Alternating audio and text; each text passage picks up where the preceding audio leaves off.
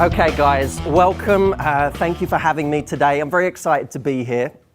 This is kind of fun. I think it's interesting to have a group of guys who are all this focused on working on themselves. You know, taking this time out and really learning about different areas of life. It's incredible, and I think focusing on yourself is amazing. You're the best asset you'll ever have. In fact, you're the only asset you'll ever have. So this is a chance to work on ourselves, and I'm going to be talking today about the subject of entrepreneurship. Now, in the interest of finding out who this is really going to appeal to, how many of you have ever thought of running your own business, have your own business right now, or just know you will in the future? Let me just see a show of hands. Okay, so just about everyone in the room. So what I want to do today is talk about my experiences of entrepreneurship and give you it as I've really seen it. Because to tell you the truth, the only thing that I really know is the experience of me and the people that I've coached. And for those of you that don't know me or don't know me that well, my background has been, I started as a coach. That was where I began. I didn't begin as a business person, I began as a coach. And I began as a coach because growing up, it was like a mini obsession for me. Learning about what made people tick, understanding body language, understanding psychology, understanding what really made people confident. And that was the big one for me, by the way, was confidence. How many guys in this room feel like you could stand to benefit from having more confidence? Let me just see a show of hands. Okay, that was where I was. I was in a position in my life where I didn't have the confidence that I really wanted. You know, I actually felt like I missed opportunities in life because I wasn't confident. I would constantly be not the quiet one in the room, but I'd never really express myself in the way that I wanted to. I know that part of what you guys are going to be learning here is expressing yourself in the way that you want to and really doing the things that you want to, both in your business lives and your social lives. And I had that issue, is that I had so many things I wanted to do, but I just couldn't do them. I didn't have that in me. And I was so afraid of what other people thought that I didn't actually do it. I was terrified that someone was going to point me out or I was going to suddenly be in the limelight, and that was death to me. Now, people are always surprised by what I do now, because the truth is, when I was a teenager, the idea of public speaking was hell to me. I couldn't bear the thought of it. Now look at this. It's crazy, and this is a small event compared to an event that I might normally do. But this was like death to me. But when I started, I wanted to coach, and I wanted to work with people in the area of confidence because that was what excited me. I think people miss out every single day because they're afraid of what other people think, they're afraid of the rejection, they're afraid of standing out, of being different. And so I got to a place where I said, okay, I need to fix this for me, and it took me a little bit of time to really work out what was what and start taking those risks. But by the time I got there, I was ready to coach people. And I started to work with people one-to-one, and I started to do a couple of seminars here and there. But none of it, I didn't see myself as a business person. I was a coach. And one of the difficult parts of all that was I was on one hand trying to master my craft, which was coaching. And on the other hand, I suddenly, as soon as I started really coaching properly, I found myself starting to be a businessman. Because I suddenly had so many people I was coaching that it became a company. I started a company, and that started to grow a little bit. And as soon as it did, I got exposed as not knowing anything about business. Now, I knew certain things that I could do or should do, but I just didn't know how to make that run and how to push that forward. So that was something that became a big deal to me, was how do I actually understand business and how do I move forward with that? Now, I want to go through a couple of stories with you that taught me a hell of a lot about business before I even had my own company. Because when I started out, I was studying real estate. That was at university, that was my course. I was in real estate. And I thought at the time, aside from coaching, which was my big dream off to the side, I also thought that I would deal in property somewhere along the way. And halfway through my program, one of the top companies came into the room, CB Richard Ellis, and they said, look, we want 5 people in the whole of the UK to go to China and work on our business. Immediately, even though at this stage I knew I wasn't going to be in property long term, immediately this was something that appealed to me. Because I was like, this is, China. I get to go to China. I get to work in a completely different environment. I'm all about experiences in life. Anything that can give you an experience, I love it. And also, one of the things I'm going to be talking about later on is how Any experience, as long as that gives you some element of success, can give you credibility for elsewhere. Okay, but I'll talk about that in a little while. So I decided, I really wanted to do this thing. And they said, okay, look, but we should tell you, this is available to everyone on your program. And we had, 150 people on our program. But they said, but it's also available to every other program like this across the country. So in total, they were looking for 5 people, a couple of boys, a couple of girls, and people were applying in their thousands. And on my program, they said, right, what you have to do in order to qualify, even in order to be chosen from your little program, you have to write an essay.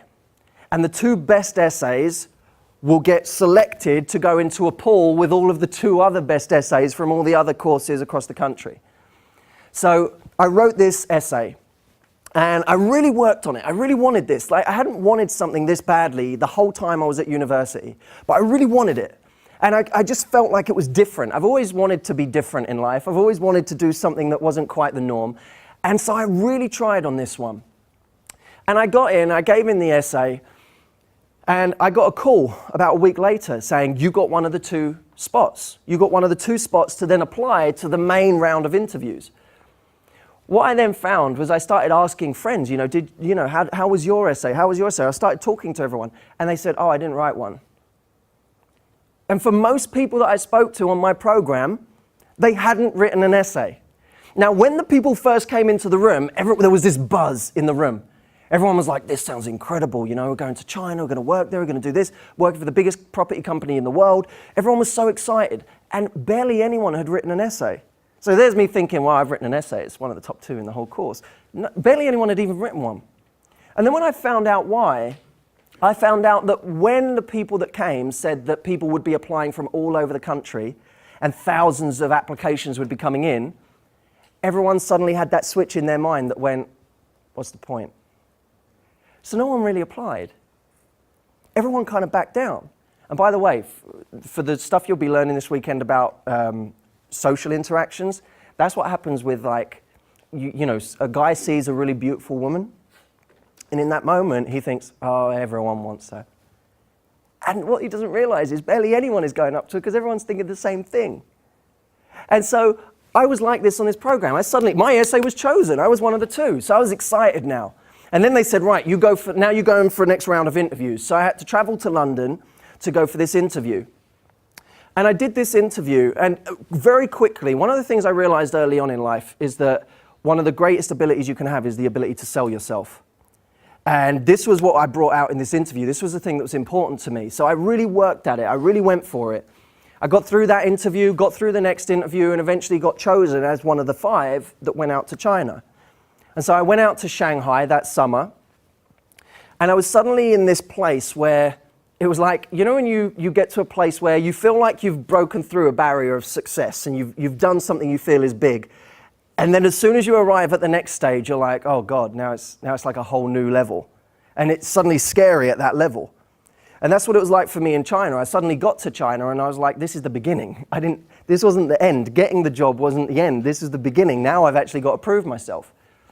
And I was sat at this desk in China, and I didn't know what to be doing with my time. And no one really gave me anything to do with my time. And so I was sitting there bored out of my mind. Bored out of my mind. For a few days, I hated it because I had nothing to do. So I'm sitting there and I'm looking at all these guys around me, and even the Western guys around me, they're fluent in Mandarin. So everything they're saying, I can't understand anything. I'm just sitting there. I can't even learn from them because they're all talking in another language. So in the end, I always had a strong kind of feeling in me that whatever I'll do to create, I'll do. Now, those of you who watched my speeches before, you'll know I talk about the idea of waiting versus creating, and that you have to be a creator. You have to create at every opportunity, not wait. And my decision was I can either wait here and do nothing, or I can start doing something. So I went to one of the directors and I said, look, just give me the phone book. Give me the phone book. I'll just call through people. And at that stage, I barely knew what we were even selling. Right? But they said, oh, well, you can talk to people and see if they're interested in commercial office space right now. So I'm like, fine, give me the book. So I got this phone book. There's all these, Chinese companies in there. And as soon as I called up the first one, I quickly realized this was going to be very difficult, me being English and trying to ask whether they wanted any commercial property space in English. And so I started talking, and no one understood me. And then I thought, well, okay, what's the first thing I need to do here? Because whenever we're trying to decide when we're doing something in life, how can I do this? You've always got to think of the thinnest slice that you can bring it down to. What's the thinnest slice that I can bring this down to that I can do next? Rather than being daunted by this thing, what's the first little thing that I can do? And I thought, well, the first little thing that I can do is I can find out how to say one line in Chinese that's going to get me to someone who speaks English. So I would then get on the phone, and I would in my head, I would practice line, and I'd practice it. I got to a point where I'd then get on the phone, and I'd say it in kind of a stunted way, but I'd have the line in my head. So I'd say, 帮我张导会说英文的一位同事. And in that moment, someone would go, and they would put me over to someone who spoke English. Right? In that moment, they'd have it.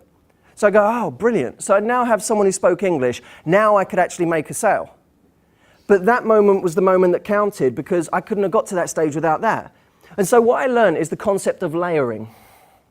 The concept of layering. Taking one thin slice, getting that done before you worry about mastering the next stage. Now in business, it's about taking the immediate issue in front of you. If I'm trying to set up this company, if I'm trying to go further in business, I've got to find out the immediate thing that's right in front of me and do that first. And so I started making these calls. The people around me were laughing at me, as they always, they're going to, right? You start speaking in broken Chinese and people are laughing at you, and that's fine, you deal with it. But what happened was I ended up making a sale. And the sale was to a Nike representative in China who then sent me $400 worth of Nike vouchers for finding them some office space, to which the people around me then got insanely jealous. Like, this kid's just showed up and he's been sent $400 of Nike vouchers to go and spend at the shops. All right, so I was really happy at this point. I was like, this is really going well. Now, about a week in, a guy shows up. He's an English guy who manages the company across all of Asia and Europe. So this guy's he's a big guy, right? He's an important guy. He shows up at the office. And he's walking through the office, and I always have my radar on in business. I've always got my radar on for, like, who do I need to meet? Who's important for me to meet right now? And when I was there, I saw this guy walking through the office, and I thought, this guy is important for me to meet. I know that. I know that by the way everyone else is treating him. So he walked through, and as he walked through, he said to me, listen, can I have someone experienced who knows the retail sector around Shanghai and can show me around? Now, I'd been there 1 week. 1 week. It didn't even occur to me that I shouldn't do it. I just thought, yep, I'll show you around. What do you need to see? And he said, I need to see all the different malls and all the different shopping sectors and so on. I said, yeah, let's do it. He said, brilliant. So before anyone even had a chance to talk, and I said it quietly enough that no one else would really hear, because I knew the more experienced guys would look at me and go, what the hell is he doing? Like, this was a managing director of half the world, and I'd been there a week. So he said, all right, come on then, let's go. On my way out, I had to, because in China, you can't get, like, if you don't know the characters, you can't even get a cab anywhere. Because it's not like you can write the name down in English and show it to the cab driver. You've got to even know the characters. So I had to go to one of the guys in the office, not tell him why I needed this information, but I had to go, yeah, listen, what's the main shopping center in China? And he goes, well, you can go to this one over here. And I went, that's fine. So I took this, I gave it to the cab driver. He'd written it down for me in the characters. I showed it to him. The cab driver took us there. Me and this guy, we started walking around, and he was talking about, well, so what are the yields around this area? And I was making it up as I was going along. I was just saying it, right? And he was going, oh, that's really interesting. That's really interesting. We were walking around and looking at these different shops and so on. And he said, so is this kind of the main strip? And I went, yeah. It's all happening here. You don't need to go anywhere else. And he was like, wow, that's really interesting. And we started talking. I started asking him more about himself and the business back home and so on. And it got to the point where, by the end of probably 2 hours of walking around and not seeing any of the retail, we just started chatting in a really friendly way. And he said, you know what, we could really use someone like you. And immediately my brain lights up. And he goes, what do you think of the office here in China? Right? I'd been there 1 week. He goes, just give me your honest opinion on the characters in the office. And I went, well, Peter, I started talking about things. But I didn't know anything. But I was in that position where I thought, you know what, my character, my personality is going to bring me through this. And sometimes in business you have to have that. That thing of, you know what, I don't know everything I need to know, but I know my personality or my character is going to carry me through this. And I got to the end of this situation and he flew back home and I got a call from him. And he said, listen, when you finish in China, come and see the HR department with me because I don't want you to go through the graduate scheme back home. I want you to you can come and work under me. Right? So immediately my brain lights up again. I'm like, wow, I don't have to go through the normal channel. I can just go and work directly under this guy. So I'm thinking, this is incredible. This is like, I've fast-tracked everything. And the lessons I learned were, layer your skills, do one thing, then the next thing, then the next thing. And then I learned that you should take a risk. If you see someone you need to meet, go meet them and let your personality shine, let your personality do the talking, even if your knowledge can't. And that if you take those risks, you can fast-track the normal routes. And I got back home, and everyone was worried about jobs. The market was terrible. Everyone's worried about jobs. And I'm thinking, well, I got this all figured out. Mine's sorted. But I also had this inner conflict because at the same time, I knew I wanted to be a coach. I knew I wanted to go and set up my own business, and I knew I wanted to do my own thing. And I got home, and I got a call from this guy, and he said, you know, you're pretty much there. Right? You're going to come work with me. You're pretty much there. As a formality, I need you to go and just speak to the HR department.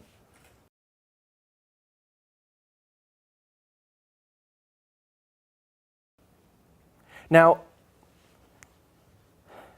I said to you that one of the most difficult things I found was when I started, I was in coach mode, but I needed to be in business mode as well, because I needed to understand how to actually grow this thing. And over time, I learned a few things about actually operating a business. And I got a lot to learn yet. I'm still humbled by this whole thing. But what I'd like to share with you is some of the things that I've actually found over the past few years in doing this and see if you might be able to benefit from that. I think even if you've been running a business for a while now and you're experienced in business, understanding these things again and taking them on again won't do you any harm. Okay, so I'm going to get you to grab your pads right now. And I want you to write down my first point, which is, for God's sake, just start. Just start. If right now you are in a position where you have an idea, you have something you want to do, just start. Do something. There's this terrible perfectionist mindset that we have in our culture. That unless I'm ready, unless I'm completely ready, I'm not going to do it. Now, if I'd have waited in China to decide when I was completely ready to show a guy like that around, I never would have done it. And I never would have had that opportunity in the first place. We have to be in a position where we say, I'll never be completely ready. I have to find a way to start now. Even if I go back to that thin slicing concept, what's the first thing I can do? What's the first thing that I can do? And you know what's funny? There's this whole perfectionism is a joke. Because there are very few people in the world who are genuine perfectionists. Like people always, I'm a perfectionist. That's my problem. I'm a perfectionist. In my experience, there are a tiny, tiny percentage of people in the world who are actually perfectionists. The rest of them are disguising cowardice as perfectionism. It's really cowardice. It's like saying, there's someone I'm attracted to over here. I'll do it when I'm ready. And we can say that we're waiting to get ready, or we could be honest and say, I'm just being a complete coward right now. That's the choice we make. And so what happens is when people make it about, well, I'm not ready yet, I need to make sure it's perfect, they're making it about something else. They're making it about circumstances, when actually we have to make it about an identity issue. Who do I want to be in life? Well, I want to be someone who takes action. I want to be someone who takes charge. I want to be someone who pushes forward no matter what. Can I do that right now if I'm being a coward about not starting something? No. All right, so let's start. And there's a very good friend of mine who's a known writer in London, wrote some amazing plays for the West End, done some incredible things.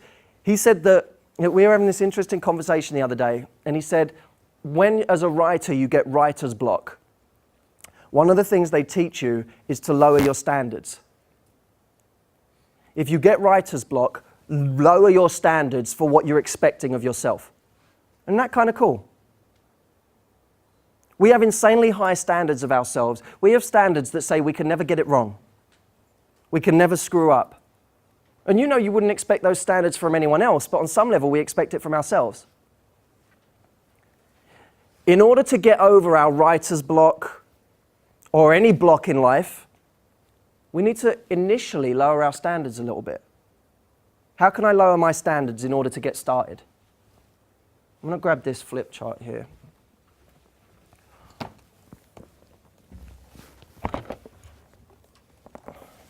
Am I hurting any camera angle with that, or is that cool? We good?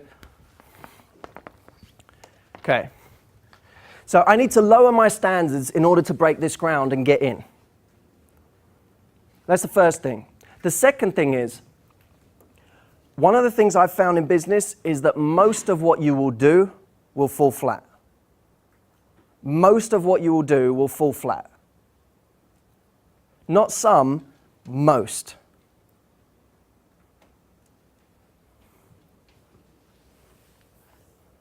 I can't begin to describe the amount of things over the last few years that I have done that have completely bombed, that have just gone nowhere. And they're all in my area, right? Because think of this, at this stage, I'm very proud of where I am, but in my area, not like failed business ventures that I then abandoned. No, in this area now that I'm talking about, there are many things that I have done that have completely fallen flat. Most of what we do falls flat. And we have to be prepared for that. What's the problem? Can somebody tell me, what's the problem if you're not prepared for that fact? Giving up. Okay, at what point do you give up? Okay. After you fall flat. Okay, so after you fall flat, you give up. Why do you give up at that point? I don't know. You just, because you fell flat and you feel bad about it. Okay, let's get this gentleman a mic at the back. I'd say it's because you don't know like where to go next. You're not planned for it, so you don't know what happens next. You're not sure. Maybe you don't know where to go next. We'll get this gentleman a mic here. For a lot of people, it's the sense of failure. It's the sense of failure. Yeah. It's the why me mentality. It's something specific to do with me. One of the most incredible gifts that you can give yourself in life is the realization that everyone is screwing up just as much as you are, if not more. In fact, some of the best people are screwing up 20 times more than you are. I was very fortunate in the sense that when I went into business, I had some partners and I had some people around me who were fantastic in business and were a little bit further than me too. So I got to watch them as they developed, and they were a bit further than me. And I got the privilege of seeing them screw up big before I did. So then when I would, they would be a little bit further than me. So when I would trail them, if you imagine, they would be like here, and I would still be back here. Now, when they were here, they would have this massive screw up, this massive thing go wrong. And I would see it. So then, as I grew and got to that level and faced a similar screw up, maybe it was the same one, maybe it was a different one, I went, oh, okay, but that happened to them as well. Like this was supposed to happen. Most of what we do will fall flat. The problem is for the people in business who expect everything to go right. And when they expect everything to go right and it doesn't, they feel like it's some sort of personal failure, and they feel like it's something to become emotional about. Most of what we do will fall flat.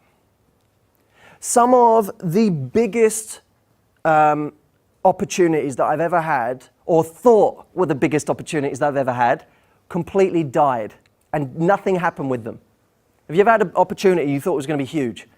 You thought, oh wow, this is going to be a big deal. You got really excited about it. And then nothing came of it. That happened to me so many times. As soon as I got, one thing that helped me realize that most of what you do will fall flat is getting an agent. As soon as I got a TV agent, I got sent to meeting after meeting after meeting after meeting after meeting. And everyone in that world has this meeting where they go, oh, you're great. Yeah, this is great. This is gonna be huge. Oh, I can't wait to, and they get you all pumped up about it, and then they leave and you never hear again. Like, that's it. You never hear again. You do meeting, I would have 2 of those meetings a week. And they would never go anywhere, never. And I got to a stage where, and my staff will tell you, I would get back to the office after another meeting where it didn't go anywhere, and I'd be like, I could have been working on the business for that hour. I've gone to another freaking meeting, hasn't gone anywhere, and this is just a waste of time. I'd go back to the office, and I'd be like, I've now got to catch up, and I would get a bit frustrated with it. And then the next time I'd get a call about a TV meeting, I'd go, what's it about?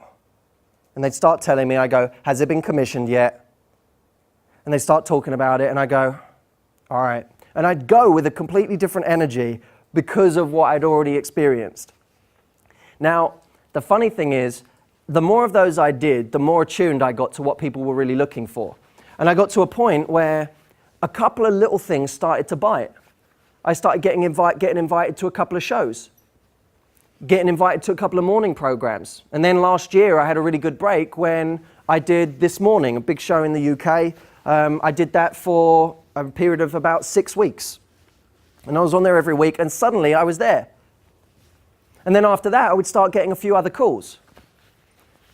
This year, or the end of last year, we just got called into a meeting for MTV, for a brand new show. Get called into a meeting, have the same meeting that I always have with people where I don't think it's going to go anywhere, and then suddenly they get a call back. They go, oh yeah, well, no, we want you. And then that's become like a big thing this year, is we're doing a full-on series with MTV. Comes out later in the year. It's been an incredible thing. But most of what you do will fall completely flat. And we have to be prepared for that. The way that we prepare for it is we have several plates spinning. Have several plates spinning at the same time. Don't just have one plate spinning, have several.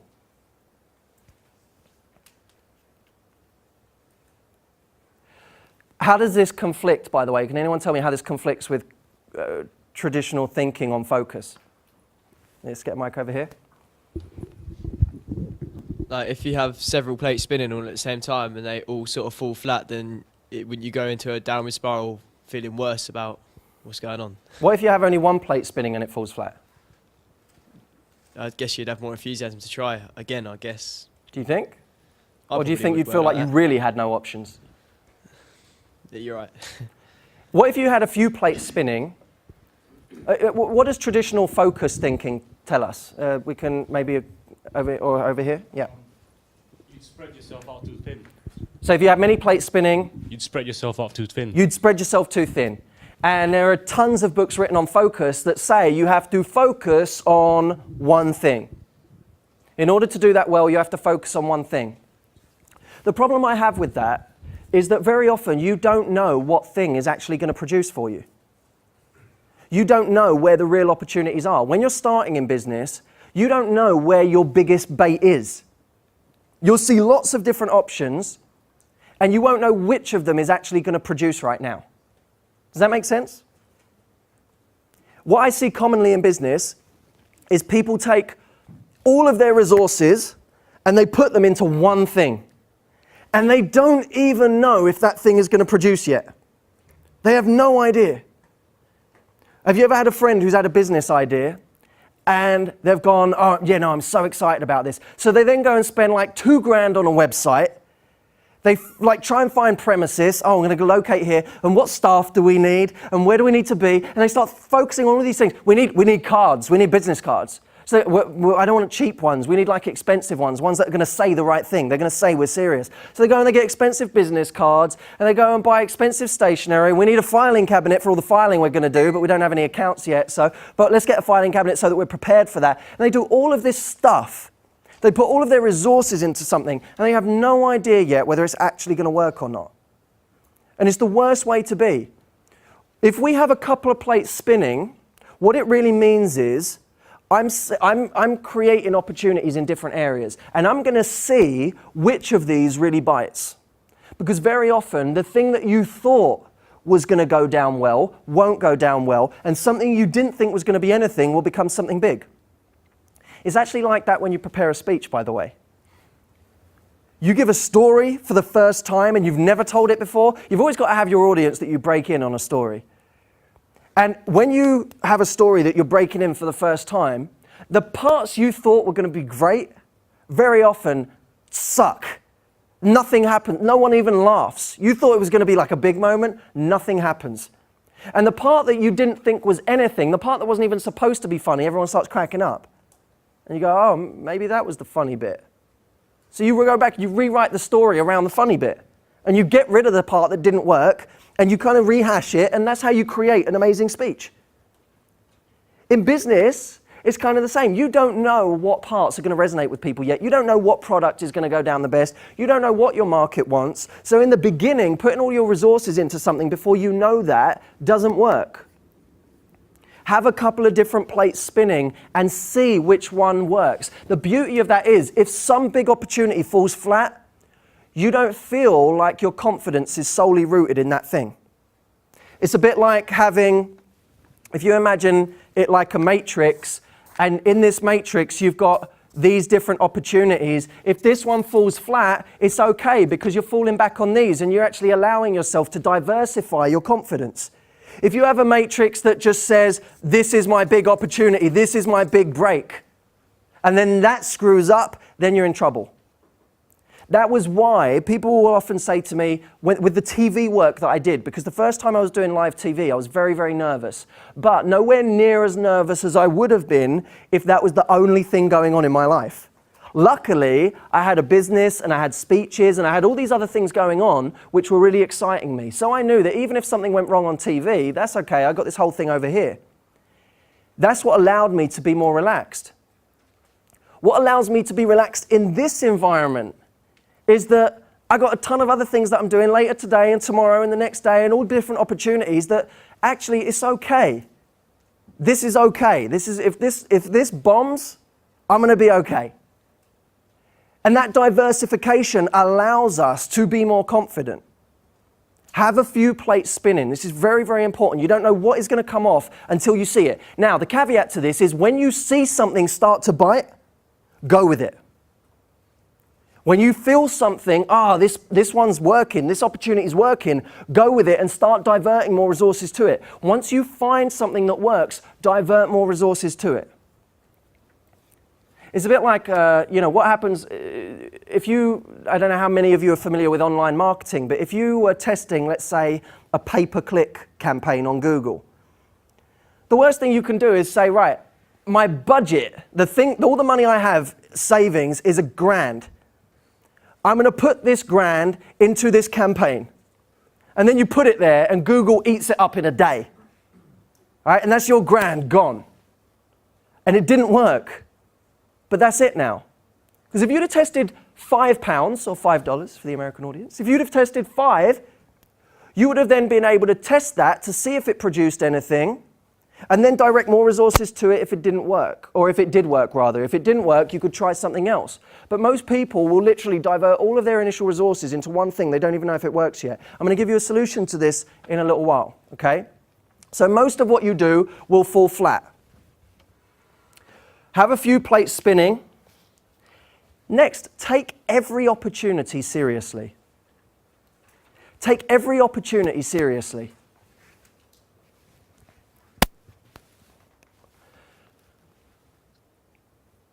There are many instances where I see people just not capitalizing on the little opportunities that are around them. And it's because they're kind of being too discerning about what's what. If someone is interested in what you do and wants a meeting, have the meeting. If there's somewhere you can go just to suss something out, go. If there's someone you think might be worth calling, call them. In the beginning, take every opportunity seriously. How many of you seen the film Yes Man? Okay. There's an interesting lesson in that film. What's the lesson he learns at the end? Anyone tell me? What's the lesson he learns at the end of the film? There may be many lessons, but what's the lesson that is kind of obvious? He done it because he wanted to do it, not just because he had to do it. Okay, because he wanted to do it. But what is the guy who taught him to say yes in the first place? What's the lesson he says to him when he figures out his whole life went crazy because he said yes? I can't remember, dude. Does anyone know? He's in hospital. His life is on meltdown because he said yes to too many things. And he said, you said you say yes to everything. And then the guy in that moment says, in the beginning you say yes to everything. Then you get a little bit more discerning with it. You get a bit more structured with what you say yes to. Now, for me, business is very much like that. In the beginning, when you're starting out and when you're trying to grow, you have to kind of say yes to everything in a sense. That doesn't mean you embark on every journey that someone puts in front of you, but it does mean you entertain it. You go and you meet someone, you find out what's going on, because then you're going to meet lots of different people. Then you're going to find lots of different things come your way. You have to do it in the beginning. As you start to grow, you will start to reject meetings. You will start to do less. You will start to say, close the doors on people because you realize you have to in order to maintain focus. But in the beginning, take every single opportunity seriously. One of the biggest opportunities in my business right now, something that this year alone could take us to an entire new level, is something that when it first came through on an email in my inbox, I thought it was a joke. I didn't know what it was. I didn't know what it was all about. And I almost just spammed it. Just said, no, it's nothing. I chased it up because I'm in the habit of chasing up every single opportunity just to see. And this turned out to be the biggest thing to happen in my business so far. So be very, very, very careful. Entertain every opportunity, even if you don't go with it. It's a bit like casting the net really wide, and then when you have your options, then you decide what to focus on. Okay? You get your funnel wide. When you know what's working, you go with it.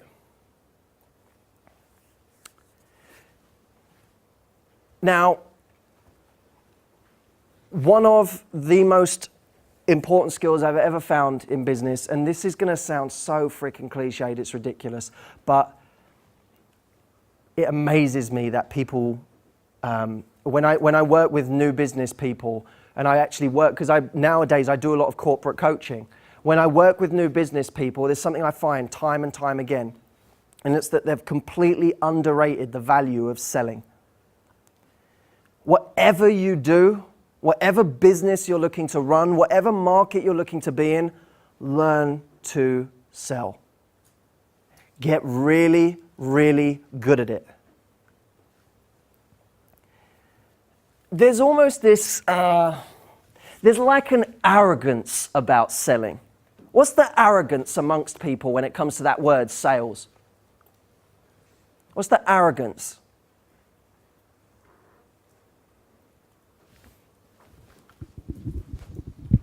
It's never taking no for an answer. It's always just ploughing through. Well, that's the arrogance if you're good at sales. Yeah. What's the arrogance of someone who avoids sales? What do they often think? It should sell itself. Maybe they think it should sell itself. What else? You have to suck up. Yeah, I have to suck. I don't want to sell myself. I don't want to suck up to anyone. I don't have to sell myself. I don't have to sell my product. Or that's someone else's job. Someone else will do that. There's this arrogance amongst so many people that sales is somehow beneath them. That sales is somehow beneath them. And it's a terrible, terrible way to be.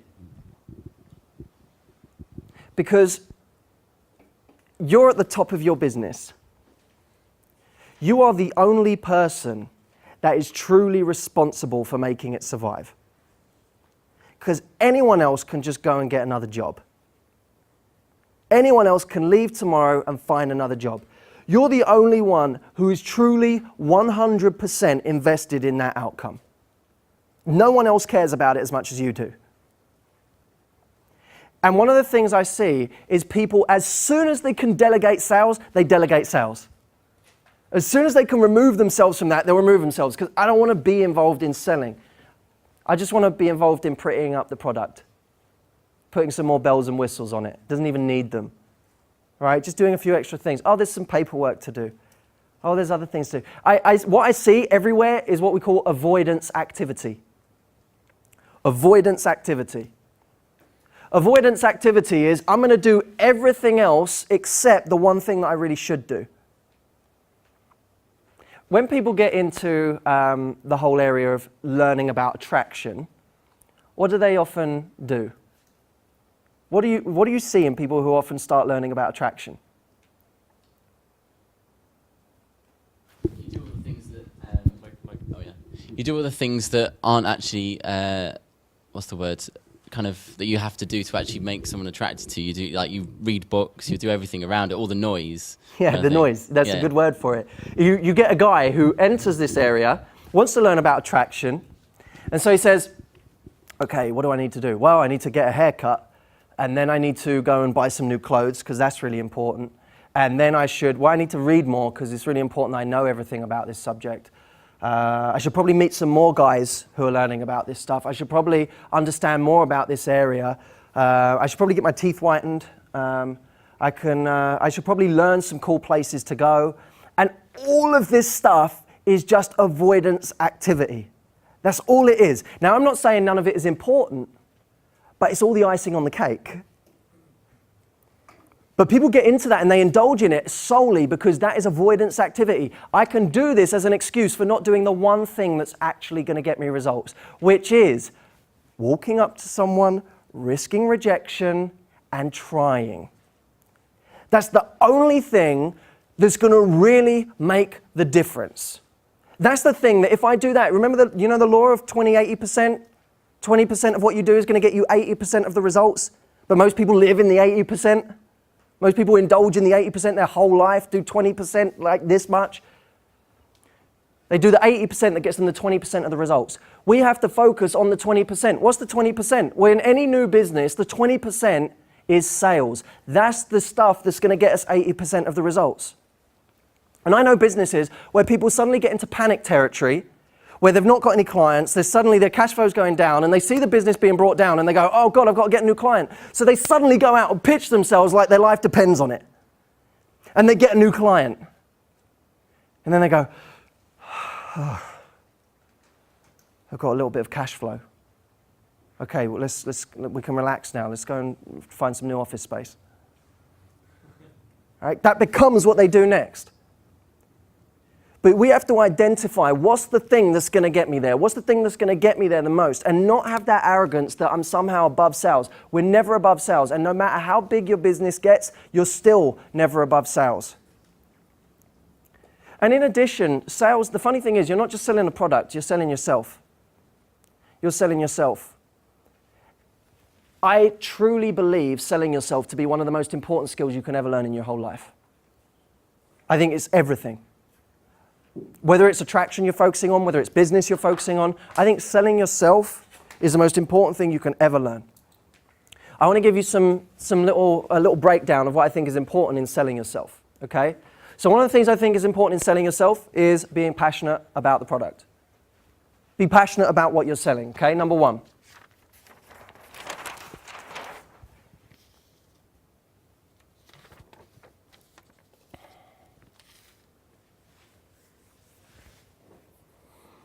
Two, you cannot be afraid of breaking rapport.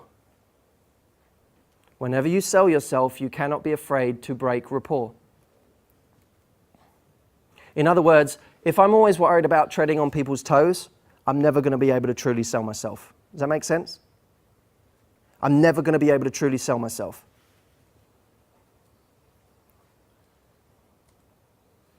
Third, speak with authority on the subject that you are talking about. There is never any room for talking from a place that doesn't speak with authority. Never. There's this great poet, a stage poet called Taylor Marley, who said, it's not enough to question authority, you've got to speak with it too. And too many people are really good at questioning authority. They're really good at that because it's so freaking easy. It's so easy to question someone else, but to actually speak with authority is much more difficult, and that's what it requires. That's what's required to sell yourself. Whether we're selling ourselves in business, and I'm telling you, this is what you have to do, whether we're speaking to someone who we're attracted to, and you're really speaking with authority about why it's important that you two are together. You know, it doesn't matter. You are speaking with authority. Uncertainty immediately makes us less attractive as people, in business too. That uncertainty. I think, now it's not to say you always have to pretend you know everything about everything, because you're either speaking with certainty or you're curious with certainty.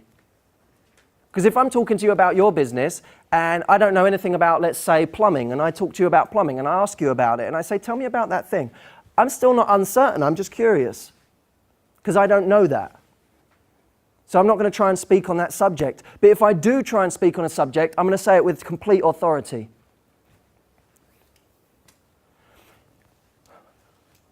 It really does help if what you're talking about, what you're selling, you're passionate about.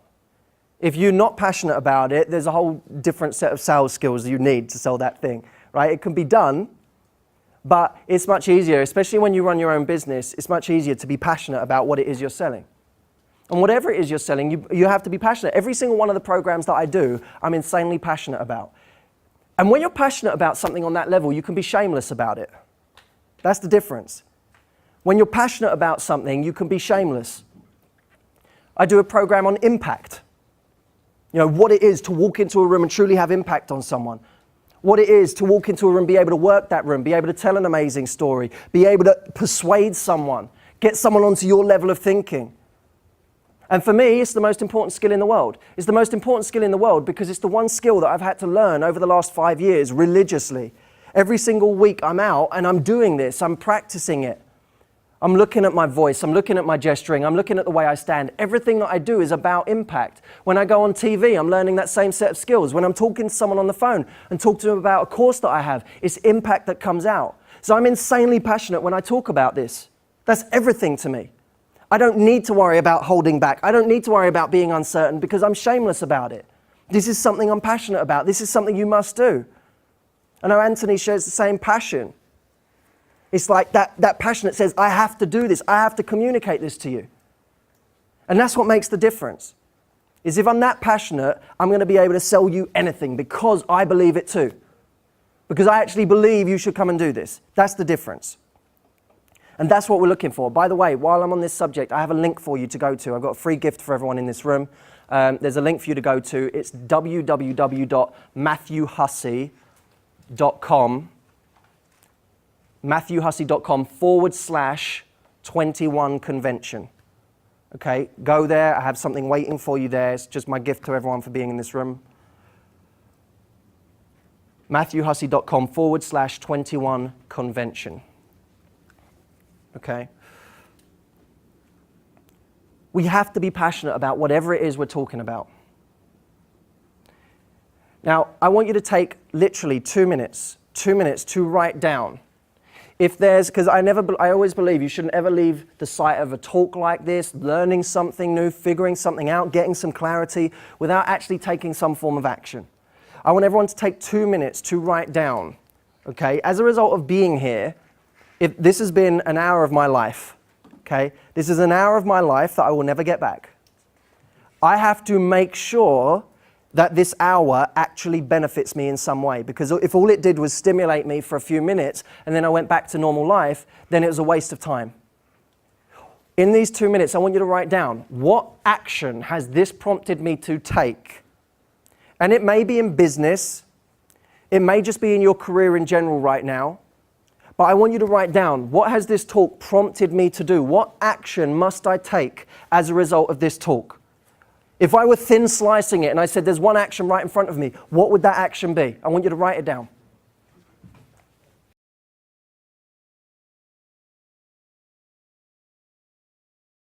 All right. Real modeling. This is why we call it real modeling. Because imagine this is you right now. when most of us think about who we're going to model, when we look at this concept of modeling, we look at the person that's at the top of our field, at the top of our game. So we look to this person here who's like a giant, the biggest person in our field. Now, the problem with this person is that they're not that accessible. We don't just have access to this person. You can't just call them up and say, hey, how did you do it? Or can you help me? Because these people are used to getting those calls every single day. And even taking them to lunch doesn't work, does it?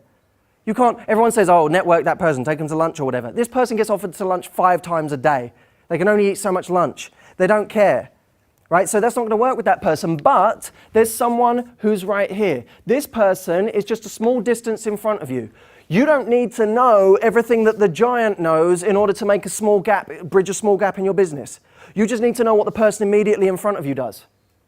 So when you're doing this, pick someone who's immediately in front of you and model them. Get access to them. And by the way, they'll be much more happy to give you access because it will be an ego trip for them. Whereas this person's over it. The person directly in front of you gets a kick out of seeing someone who's just behind them trying to get some help. Okay? And you can actually get close to this person, whereas this person you can't even get close to, let alone model them. The whole concept of modeling is based on modeling people's specific strategies. What do they do every single day? What do they think? What do they feel? How do they behave? Everything. How can you do that with this person when you don't even know what they were doing last week? We have no idea, so you can't truly model that person. Okay, one more example. What did someone choose? What did someone say they were going to do as a result?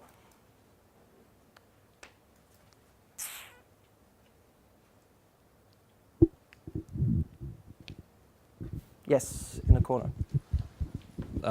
Take a lot more risks. Start, if I want to do something, just go and do it rather than thinking about whether. Okay, so I'm going to take a lot more risks. What I think you should do is later today, sit down and write down what are the top 5 risks you could take that would have the most payoff. Okay? Fantastic. Cheers. All right, what I'm going to do lastly, before answering a couple of questions is, I want to write down the features that I've found in most of the best entrepreneurs that I know, and I want to just list what it is I see that's different about them to other people so that we can at least start to model that and maybe decide whether it's right or wrong for you, because I genuinely don't think being an entrepreneur is right for everyone. But there are some people who it's perfect for. Let's look at the characteristics that they have. One, I've found that, as we said, every one of these people has an ability to sell themselves. Every one of these people has an ability to sell themselves. Okay? They are good at that skill. Most of them are exceptional at that skill. You put them in a room with someone, and at the end of that sitting, someone wants to buy something from them, or they want to hire them, or they want to be around them. They're just persuasive people. Next, they have a high stress threshold. They are used to dealing with large amounts of stress and dealing with it well. In fact, some of the best guys that I know, they don't experience massive highs or massive lows. They're just kind of happy and constant. Often I worry when I see someone who experiences this extreme high as soon as something goes well, I worry a little bit. Because usually that person is also very good. As soon as something goes badly, they're good at plummeting in that moment. We have to be very careful with our emotions in this, because your emotions are going to be messed with every step of the way. You'll get something go right, and then the next day something will go badly wrong. It's extremely important to have that even emotion across the board. It doesn't mean you're neutral. It doesn't mean you feel nothing. It actually means that you're at a higher level of happiness than most people are, but you're not feeling the extremes all of the time. Because if you're feeling that in business, you're going to go grey before your time. Next, stamina. These guys have stamina. They know that whether or not they get there today is kind of irrelevant. They're still going to be doing the same thing next week and the week after and the week after. They have that stamina, even when stuff is going wrong. By the way, just going back to that stress point, there are going to be times in your business where things go really badly. Like, badly. And it's going to sting. Those moments are the moments where you become lean, emotionally. Most people have those moments and they crumble. But when I look back on those moments for me now, those are the moments where I got lean. I had a moment where one of my worst moments, the moments I hated the most, or it was a little period, was I'd met someone who was an amazing guy, an amazing client who was very, very wealthy. And he had this tiny little corner office in Mayfair. And I didn't have an office at the time. I was working out of Starbucks. So he was like, I have this tiny little office. You've helped me. Do you want to operate out of there for a little while? And this was like, he was an angel to me. Now, when he said, do you want to operate out of there, what he was talking about was me paying 1/10 of the rent that you're supposed to pay in that area, which is one of the most expensive areas in the whole of London. I got there, I realized that this 1/10 of what it would cost me was still all the money that I had, but I needed to be there. So it was a choice really between doing that or having a box apartment. In the moment, I decided I wanted the office because the office would give me credibility, the apartment wouldn't. So I decided, okay, I'm gonna get this little office. So I got this tiny little office, and for a period of a couple of months, I was sleeping on the floor of this office, and I hated it with a passion. I had this little sleeping bag, and I couldn't let anyone know that I was sleeping there because they would have chucked me out. I know they would have had a problem with it. So I had to roll this sleeping bag up every night, or unroll it every night, sleep in the sleeping bag, wake up at 4 a.m. before the cleaners got there, put it back, pretend I was the first one in the office, and then at the end of the night, pretend I was the last one there before I rolled it out again. I hated it. Imagine meeting someone on a night out as well, and you have to go back to your office. It's like, it was just terrible. It was a terrible time. And now, it wasn't that my parents didn't have a house. My parents were living out in Essex at the time. They had a house, but I knew that by being out there, I wouldn't be meeting the right people. I knew I had to be here. In order to meet the right people, I had to be here. And while I was here, that was a really depressing time for me. But that was also the time where I got emotionally lean. I learned to deal with most of the crap. Now, nothing that I have today compares with what I felt then. And it also makes me unafraid of going back to that period because I know that I got through it. You get emotionally lean in those tough moments. Next, you have to believe that if you do everything, that if you work hard, you're going to get the result. You have to believe that. You have to believe that if you do everything right, or if you actually put the work in, you're going to get the result. If you don't, it's a torturous battle trying to get through it all. You have to believe that if I do this stuff, if I work hard, it will happen for me. It will happen. I will get what I deserve. And I genuinely believe, I have a core belief that if you work hard, you'll be rewarded. I really believe that. If you work hard, you'll be rewarded. That doesn't mean there aren't some smarter ways of working hard than others, but I just believe at the end of the day, if you do your homework, you'll get rewarded in any area of life. And lastly, I think you have to be a little bit mental. I honestly do. I honestly believe that to become a really successful entrepreneur, you've got to be a little bit fucking crazy. Most of the people that I know that are really good, that are at the top of their game, they're a little nuts. They're not necessarily nuts in front of people, but they're a little nuts. They're functioning nutcases. That's what they are. You know how you get functioning alcoholics? These people are like functioning nutcases. And there is kind of a little obsessive streak in them that says, I got to get ahead, I got to get ahead, I got to do this. Even if I've been rejected on the phone 20 times, I got to make the 21st call. I've got to keep going. They have that in them. And I believe we have to have that because I think the road is too long. Like, I genuinely think starting your own business and going down that road is difficult. And I wouldn't let anyone tell you that it's not. I think it's really difficult. I had a moment at the end of, and I'll wrap up with this point before we do a couple of questions. I had this moment at the end of one of my seminars. One of the businesses that I have is called Get the Guy. And it's a business that coaches women in their love lives. Now, this business, I've been running events in this area for the last 2-3 years. I got to the end of an event, and I'd been speaking for probably 12 hours on Saturday and again on Sunday. It had been a long, long 2 days. Not only that, but obviously when you do a weekend seminar, it's on the back of a long, long week as well.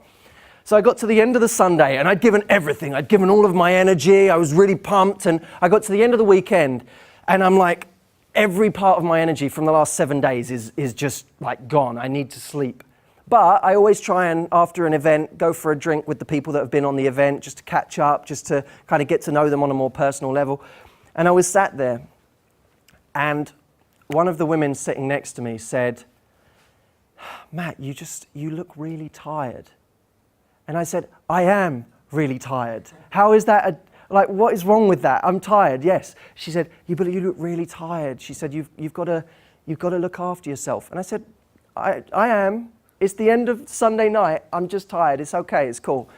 And she said, "You know, it doesn't have to be this difficult, right?" And I said, and I knew she was about to pull the law of attraction out on me, right? Because people usually do at this point. So she started talking about the law of attraction. And she said, "You know, if you believe it's difficult, it will be difficult. And if you believe that it's easy, it will be easy." And this was a point where I was starting to get to the end of my tether. Because when you hear that stuff, you know what someone is saying. What they're really saying is, you have to set something up to be something that you enjoy, not something that you find difficult. And what this person didn't quite understand is that my life is, you know, every day is tough because there's a lot to do. Anyone in this room who is working all the time will tell you that the days are long. There's a lot to do. It's pretty tiring, but you love it. That's why you do it, because you love it, because you wouldn't be doing anything else, because it's exhilarating, it's exciting, but it's not easy. And we live in this self-help culture where self-help almost has a fear of calling things difficult. It's like it needs everything to be easy.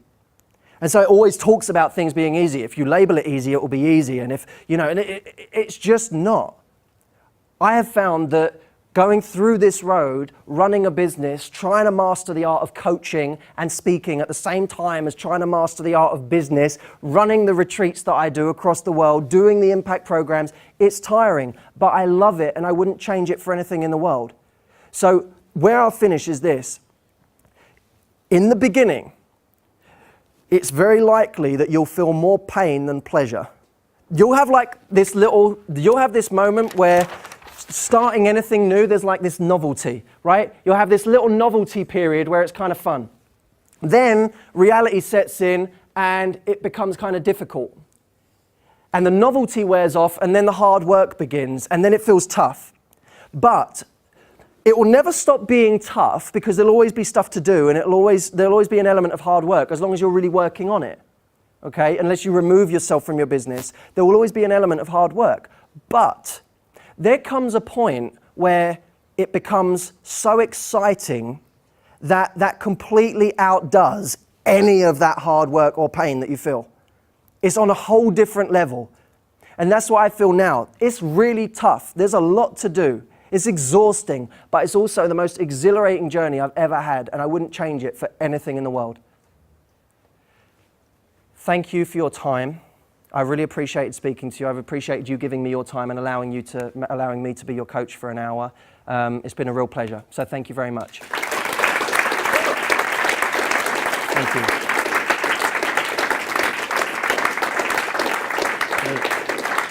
Thank you very much. We're going to do a couple of questions now, guys. So anything you want to ask? Your business, was it called Get the Guy or something like that? Yeah. Team up with 21, sorted. Definitely. I often, in the women's seminars that I do, there's always a couple of women that say, "Why don't you just put us all in a room together with the guys that you coach?" Like every single time. I'm like, I don't know about that. I don't want to be the one in the middle of that when it all goes wrong. All right, so you were talking about doing a lot of things and just having a lot of plates. Isn't there maybe fear of commitment as well when you, if you have a lot of plates going and you have that novelty that you have over there, and you just get little glimpse of everything, but you never really commit. So how do you get past that and just get past your fear of committing to one thing? Okay, this is a really good question, actually. There are two things. One, when something starts to work, you'll know it will work because it will become quite exciting, because you'll start to see some results from it. So as a result, you start to focus more on it, okay? So that's one answer, but some people can see results from something and still fear committing to it. Like, for example, when I started Get the Guy, long before I was doing Get the Guy, I was coaching people in their confidence, I was working with businessmen, I was working with all different people. What I was concerned about was that with Get the Guy, I would become the dating guy for women. And that was something that was in my head. It was like, well, I love coaching, I love working with all people. I don't want to be pigeonholed as this guy. I put to you that any credibility you build in an area can be used to swing over to another branch. So once you build credibility in one area, I honestly believe in life that the key is to become successful in something. Because if you become successful in something, people in another domain, even though it might not be related, look at you and say, oh, well, he's done something well, we should give him a shot. But if you've never been successful at anything, that's when people have difficulty trusting you. So I was coaching a model who's been a very successful model for the last few years, and now he's starting to branch out into doing films, right? That's nothing to do with modeling. But because he's successful there, people might actually give him a shot over here in a world that's completely unrelated. And as Exhibit C, I'm standing here today talking to you about entrepreneurship. I didn't start here, nor did I have the credibility in the beginning of my career to talk about this. The only reason I'm talking about this right now is because with Get the Guy and with MatthewHussey.com, I've taken those to a position of strength. So when you build credibility in one area, it will feed into other areas. Don't become a commitment phobe about committing to one thing. Because when you commit to that, you're building credibility, which can be used for other things later on. Does that make sense? Okay?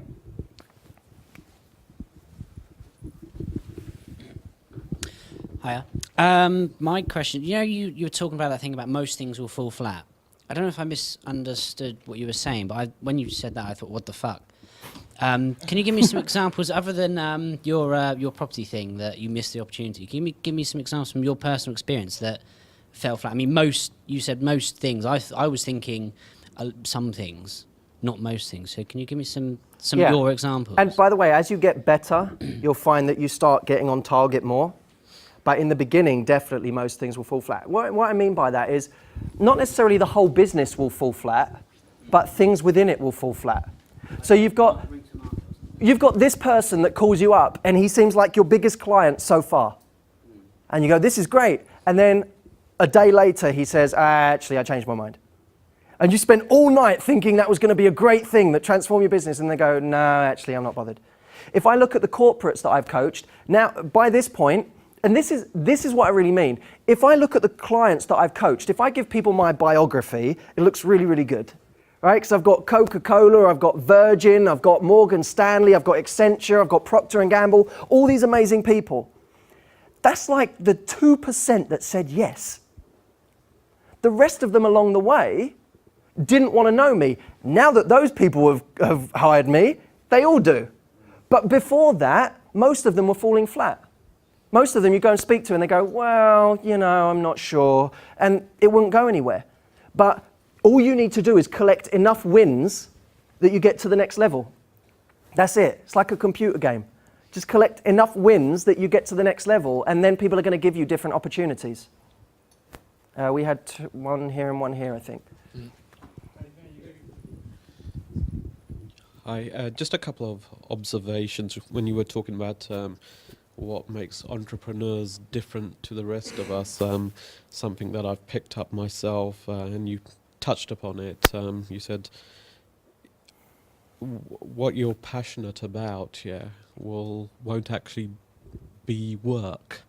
I really believe in that. If you're really passionate about something, you'll love it. So it won't seem like work. So that's something I've found. And also there was some research done as to what drove entrepreneurs to success. And one of the reasons was this attitude of, I'll show them. This is what I mean by the crazy streak. Yeah. Well, it's also about, I'll show that teacher who said I'll amount to nothing. Yeah, but think about that. Yeah. It's fucking crazy. Yeah. It's crazy. Like, it's completely mental. It's like saying, that girl rejected me when I was 12, so I'm going to spend the rest of my life getting girls to show her. It doesn't make sense. It's complete nonsense. But you're right. You're right. Most of the entrepreneurs that I know, they have that weird streak in the back of their mind. Mine was that my family was always kind of a roller coaster financially, and I never felt in control. And without going into the details of it, it was like it became a force for me that I had to go out and never be out of control in that area again. And it became almost this obsession with getting ahead and making sure that I'm never back in that position again, and that I can look after my family and I can give them everything I want. When I actually look at it, it's like the people the people I care about now, they don't really want a jet and a hot tub and this and that and the other. But in my head, you go extreme and you go, I'm going to get them everything. I'm going to buy them a country, because that's an emotional reason. But I think there's a lot of value in having an emotional reason, because I think it drives you in a completely different way. What drove me as I was growing up due to my family circumstances was, if you read Napoleon Hill's Think and Grow Rich, even the thing that people fear more than death itself is actually the fear of poverty. And that's what really drove me. Right. Yeah. And it will be. In the beginning, what gets you to start a business is very different from what gets you to carry on in the later stages. What got me to start was fear and panic. I was like, I never want to be doing a job that I hate, because although I think all roads in life are tough, I don't think being an entrepreneur is any more difficult than doing anything else. But I think you have to choose what difficult means to you. Difficult to me isn't working hard. Difficult to me is being in a job that is sapping my soul for the rest of my life.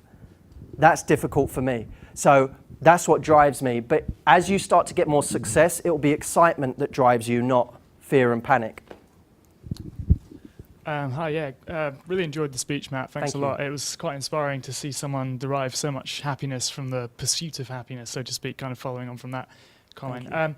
Just on the whole, I've got loads of questions, but I'll just draw one from it. I just wonder whether you could comment on the idea of whether you think there's, drawing from this spinning plates analogy, whether you think there's kind of like a J-curve principle involved with the span of your attention and the probability of failure based on potentially spreading yourself too thin, whether there's kind of like a sweet spot on the number of pursuits you should begin with and try and draw success from, and see what fails and what hits. Yeah, I think there definitely is. I think the key is, when you're spinning plates, to keep them within the bounds of what you're doing, if that makes sense. So, for example, if I'm running a new program that I'm doing, let's say one new program that I did last year that has become a permanent fixture is a retreat, okay?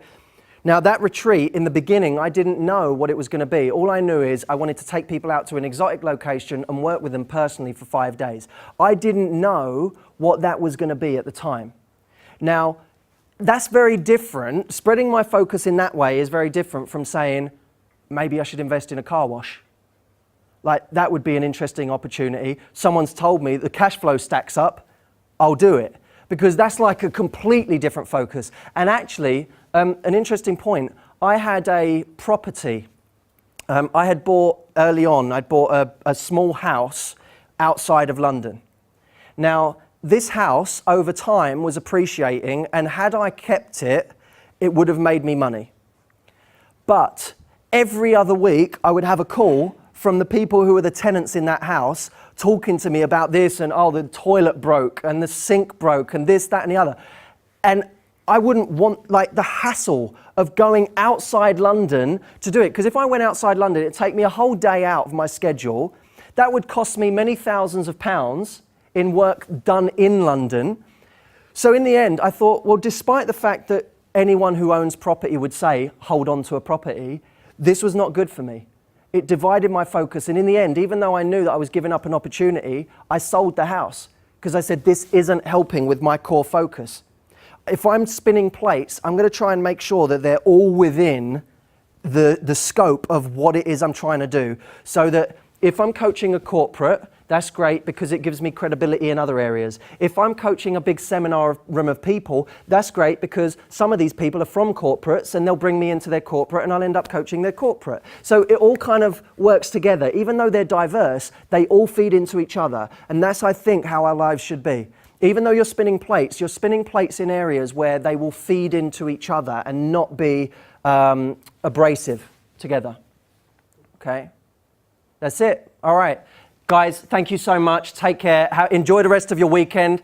I know you've got a packed schedule. Have an amazing time, and I will speak to you soon. Lovely to see you.